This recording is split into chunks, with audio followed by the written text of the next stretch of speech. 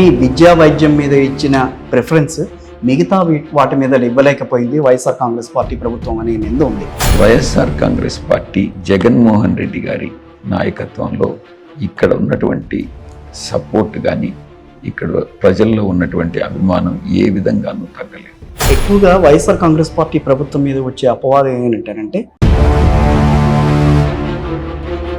పంచిపెట్టారు తప్పించి మా అభివృద్ధి చూడలేదని చెప్పి వాళ్ళు మాట్లాడుతున్నారు కొంత ప్రజలు. సో ఏంటనంటారు, ఎందుకని ఆ మాట వస్తుంది అసలు బయటికి? పంచి పెడితే ఆ పంచి పెట్టినటువంటి సొమ్ములు ఎక్కడికి వెళ్తాయి? నెల్లూరు పార్లమెంట్ నియోజకవర్గ ప్రజల నాడి పట్టుకోగలిగారా మీరు? తప్పకుండా. ఇక్కడ నెల్లూరులో పుట్టినటువంటి వ్యక్తిని నెల్లూరులోనే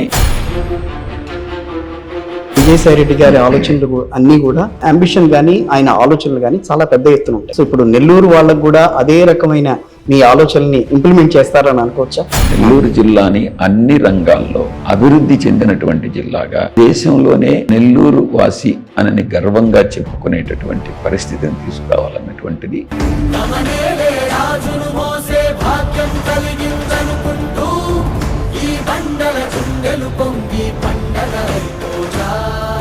ఈ నేపథ్యంలో గతంలో జరిగిన దానికంటే భిన్నంగా మీరేం తీసుకురాగలరు? ఇక్కడ యువతకి ప్రతి 6 నెలలకు ఒకసారి